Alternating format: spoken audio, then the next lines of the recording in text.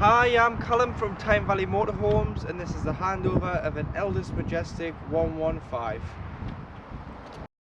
So as we start the walk round on the driver's side of the vehicle first, using your tri-mark key, you've got this locker here which is known as your battery locker. So your leisure battery lives in here as well as your hookup point.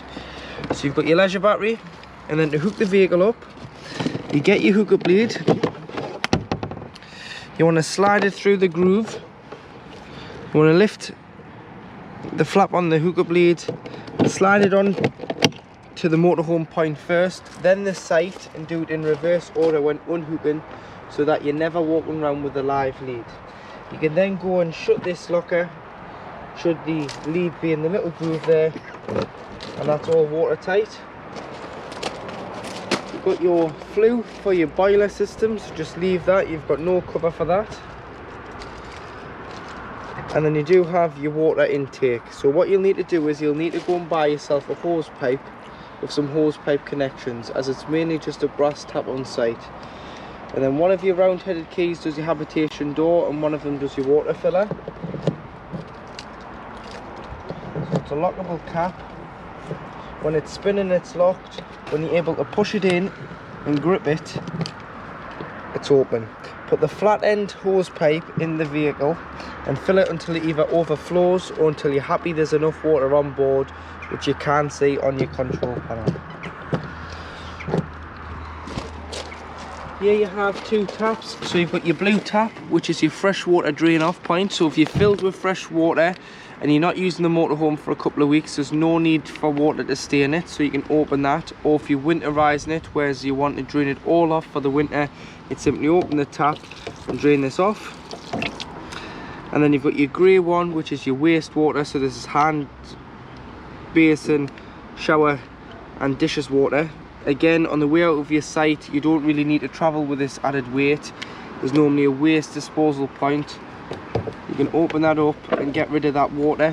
And in the winter, you want to make sure that these are fully drained off, so that no water sits in the motorhome and can potentially freeze. So make sure they're open in the winter. In the back of the vehicle, you've got your high level brake light, your reversing camera and the bike rack. The bike rack slides down, pop your wheels on here, put the straps through the spokes to tie the wheels to the rail, and then these just clip onto your crossbars to hold the top of the bike. And then what you'll need to do is put some sort of bike lock around the bikes and the frame of the bike rack, just so if you did leave the vehicle unattended, your bikes are safe. This here is your cassette locker. So to empty your cassette, which is your toilet, you open the locker, and then you want to lift this orange handle, which will slide the cassette free of the motorhome. Slide it out. You can carry it or you can wheel it to your waste disposal point, which is beside your toilet block on site. And then to empty, unscrew the grey cap. Once you've unscrewed the grey cap, press the orange button there and tip the content of your cassette out. And then you'd put some water in, give it a rinse, and then you want to go in with a cap full of your chemical, which is either your blue or your green. Ask your site which they prefer you to use, pop that into there, and then you can pop the cassette back into the van and you can use the toilet. But it'll indicate when it's full, and I'll show you that inside. Got your two fridge vents there.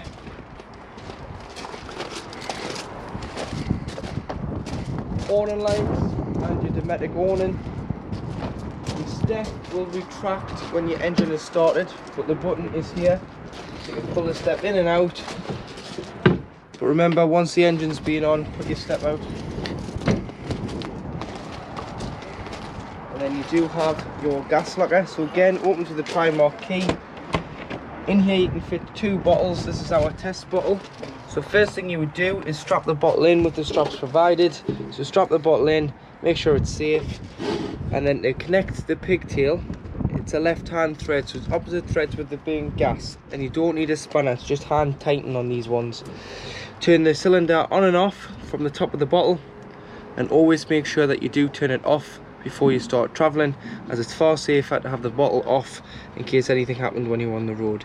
Should one become empty, you can then replenish it and just take the pigtail off this bottle, pop it onto the other one until you get another bottle sorted. Fill the vehicle with diesel. It's at the passenger door and it opens with the main key. Tyre pressure, so you've got 5 bar on the front, which is 72.3 psi, and then 5.5 bar on the back, which is 79.5 psi. Toolkit lives underneath the passenger seat, which includes a jack and a brace and a tow eye. And then underneath this compartment here, you lift that and your engine battery's underneath there. It's not underneath the bonnet, it's underneath the floor on the Ducatos and Boxers. And then your bonnet release is just here.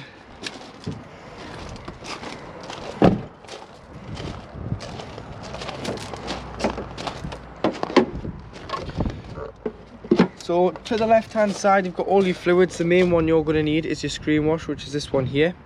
Then unlocking these 2 tabs, you've got your power steering fluid and your coolant. And then right next to it you do have your brake fluid. You've got your oil and oil dipstick here for checking your levels. Paint codes on this sticker here, so it's 611 for the Grigio aluminium. Obviously this is your weight plate you go off now, so 3.3 ton gross vehicle weight.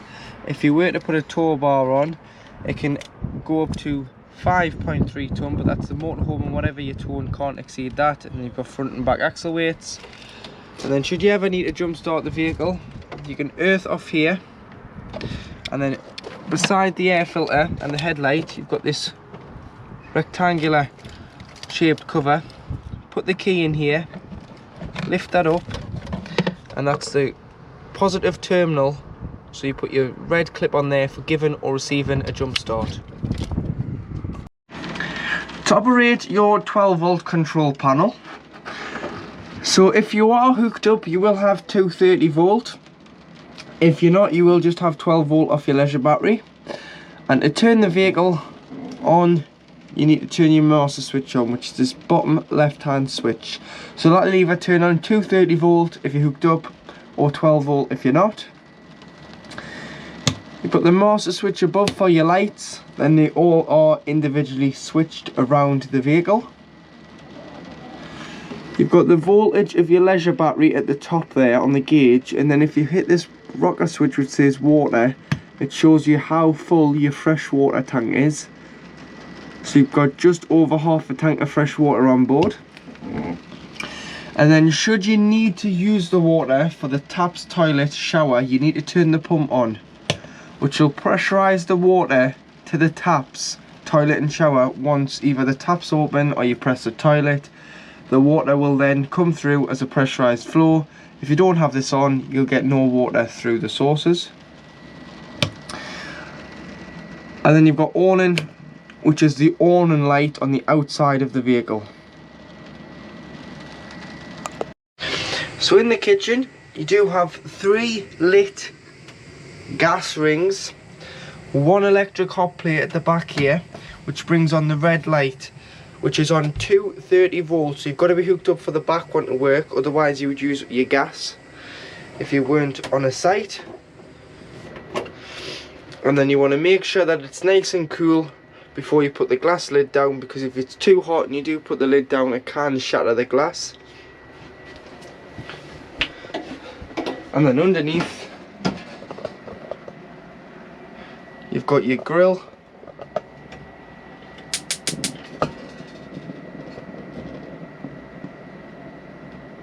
So there is your grill lit.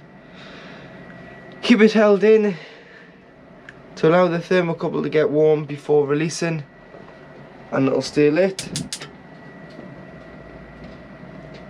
Exhaust, so that stayed lit there. Just you may want to take this out when travelling, as it can cause a little bit of noise when on the road, or wrap them up in tea towels. That can stop the noise. And then underneath you've got your oven.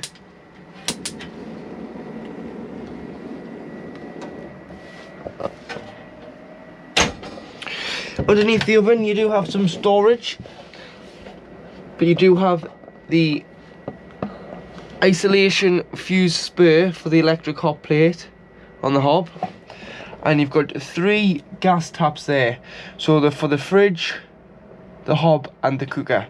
So should you have any problems with gas, turn the bottle off to be safe. These are mainly for when the vehicle is annually habitation serviced, but you can isolate each appliance. So in the position they're in now, when they're pointing from front to back, they're open. If you turn it the other way, so from the floor to the roof, that is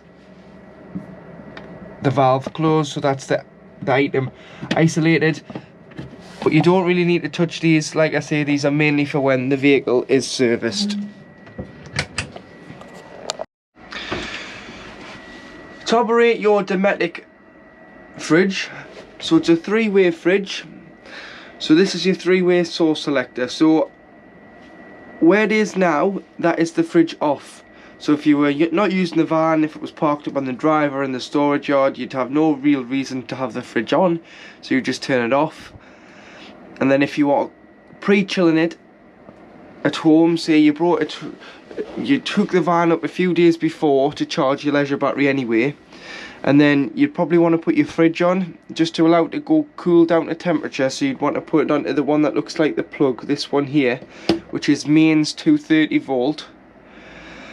Allow that to chill on its own, and then the day before put your shopping in.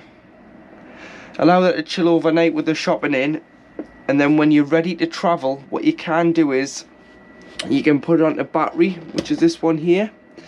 And what the battery does is it's a feed off the engine alternator, so it's not off the leisure battery. So don't think if you park up in a lay-by you can run it off your battery, because you can't. It's got to be when the engine is physically running. And what that does is it sends 12 volt, so it's basically like a giant cool box. It keeps it at the same temperature it's at until you either go onto a site and you go back to mains electric, or if you go wild camping you can go all the way down to the bottom and there's a gas icon here, flame. This is the gas. This is the gas indicator that it's lit, so you want to make sure that orange band goes into the green. And to do so, this is your temperature knob, so you can adjust the temperature. Obviously when pre-chilling full, when you put your shopping in, drop it down so it doesn't freeze the fridge. But you need to push this in when lighting on gas and the spark ignition as well. And as you can see there, the orange band is moving into the green. Once it's in the green, you can then let go, adjust your temperature, and that would be how you use your fridge if you're wild camping and you weren't on a site. If you're on a site, then of course you wouldn't use your gas, you would use their power on mains as you've paid your site fees, and then travelling between site to site or home to your first site, if you've pre-chilled it, you can use the battery. So there's your fridge with your removable freezer box. And then what you want to do is, when not using the van, you don't want to shut the door on the fridge, because it'll form an airtight seal and that air will get trapped and it'll start to smell.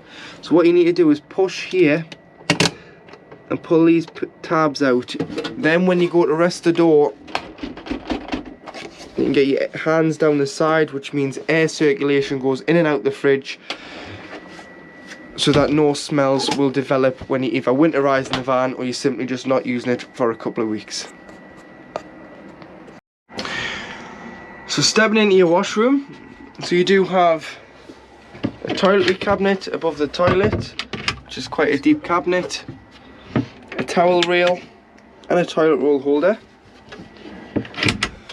along with a shower curtain which covers the toilet so that you can shower. Just remember to take this mat out because it's not waterproof.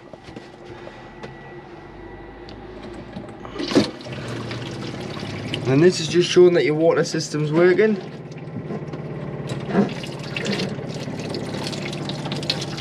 That water is getting up the temperature there. So you've got your hand basin and your shower.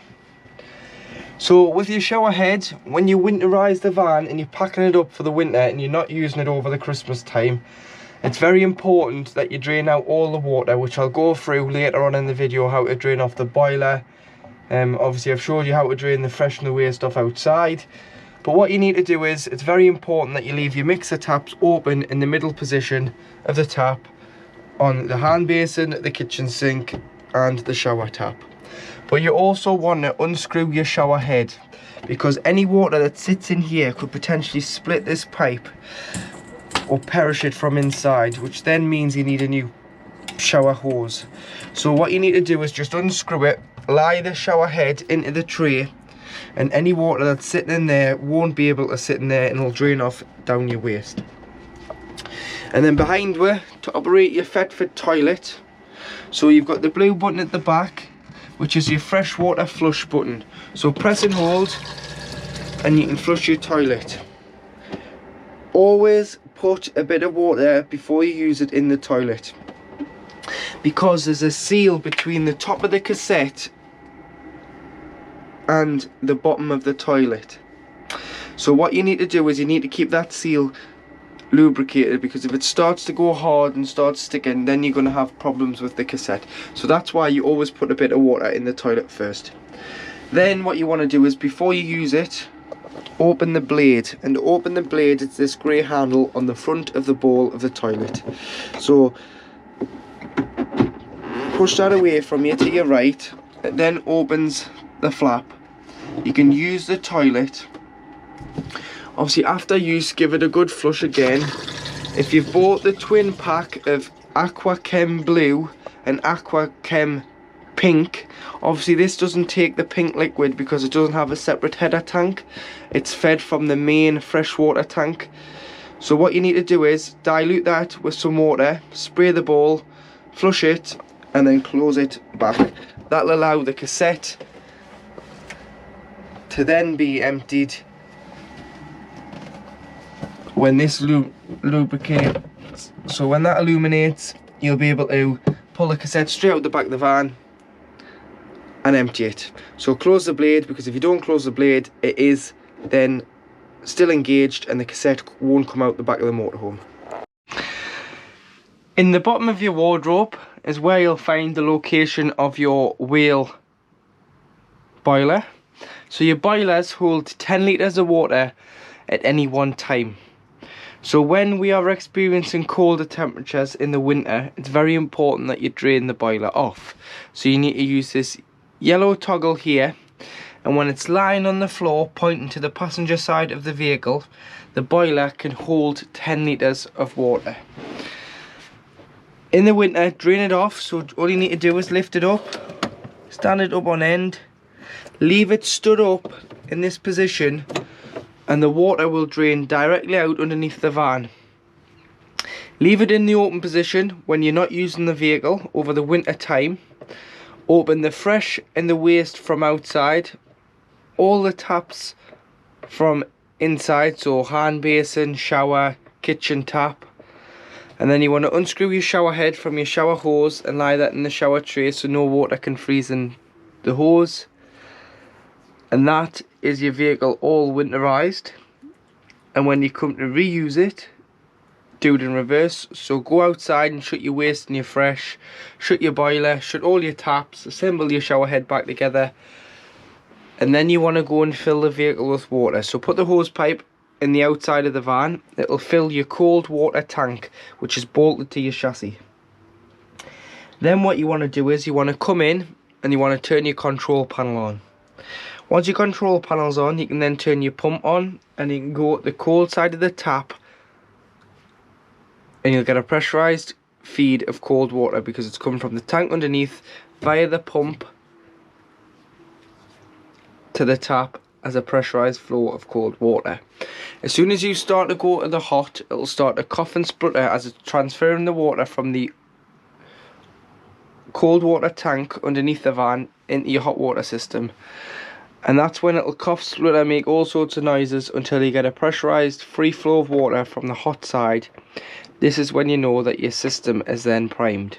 But please drain these down, because if you don't, it's not covered under your warranty and it's a very costly mistake to make. So make sure you drain it down by standing this up on end like that and leaving it in that position over the winter when you haven't got the motorhome in use. So this panel here is your heating and hot water panel, which is a wheel panel. So this is how you control your vehicle heating and your vehicle hot water. So at the top you'll notice you've got a picture of a tap. The tap is the hot water, and the one underneath the picture of the van is the heating of the vehicle. Plus in the minus here is increase the temperature on this scale all the way to 30 degrees, or you can minus the temperature down just to whatever you want. But starting off with the hot water, so if you press the button it'll go around, so it'll say off.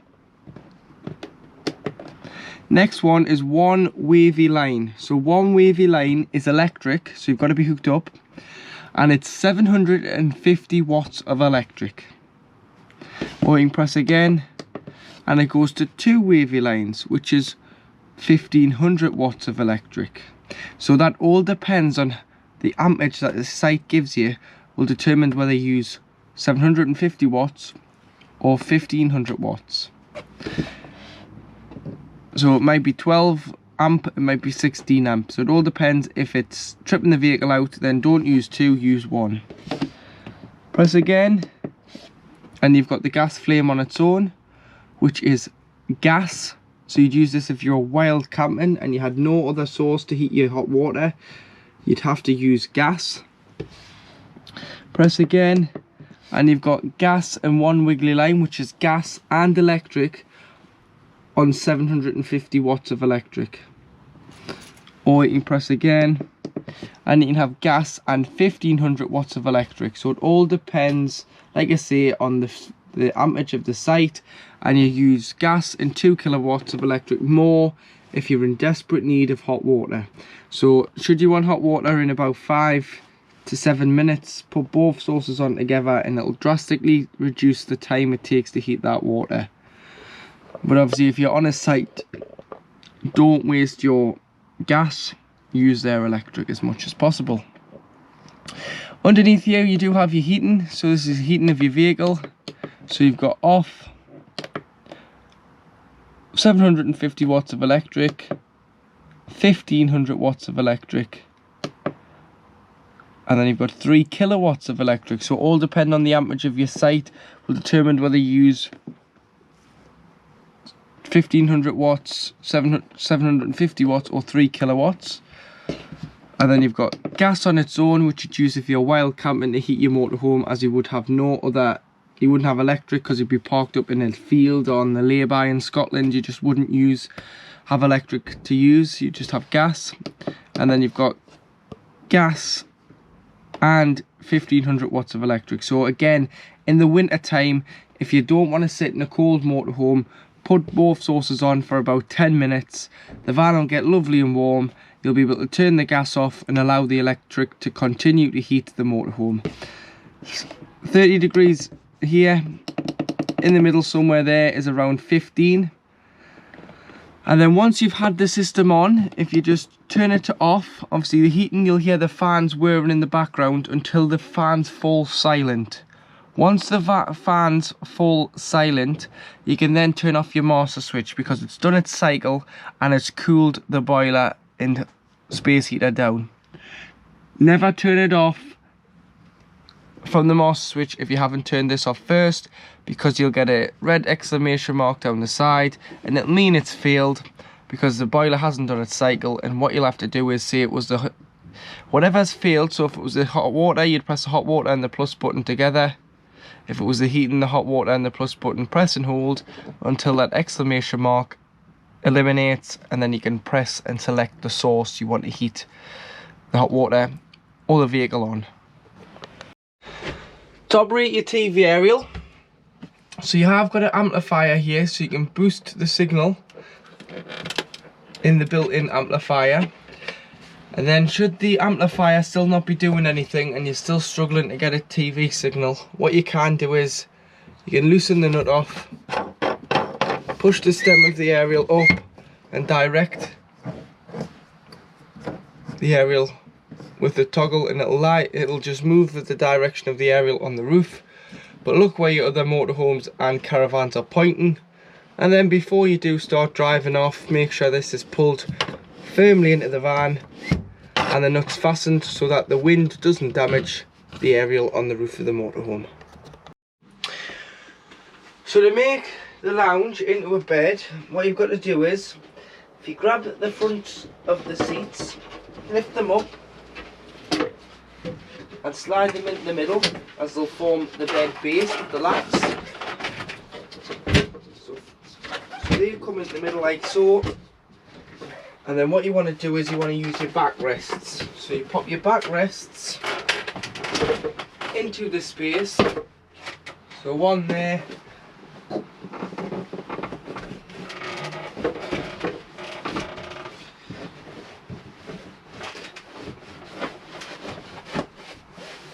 And there you have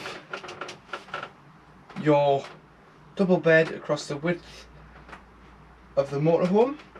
You can turn the base cushions the other way as well, just to form a flat surface to sleep on. Put a sheet on the back of here, but it's entirely up to yourself what you do. But this is how you'd form your double bed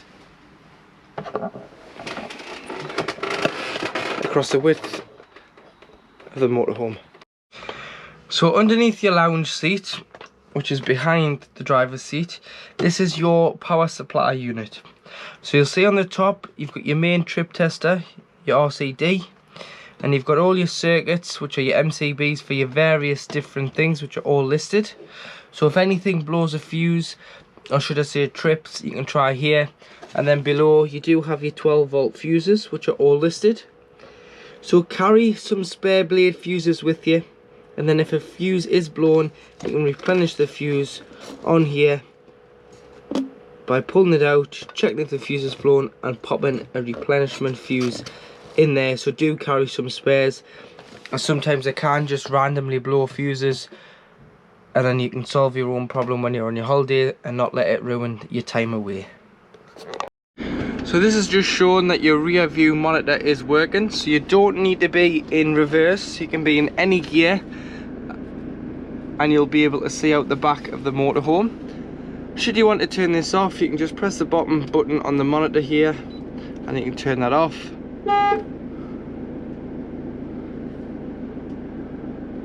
But it does show the rear of the motorhome at all times. So it's far distance, you can't see the bumper, but you can see behind you there. Obviously there's a fence behind us at the moment. This helps when reversing and when changing lanes when you're on the motorway.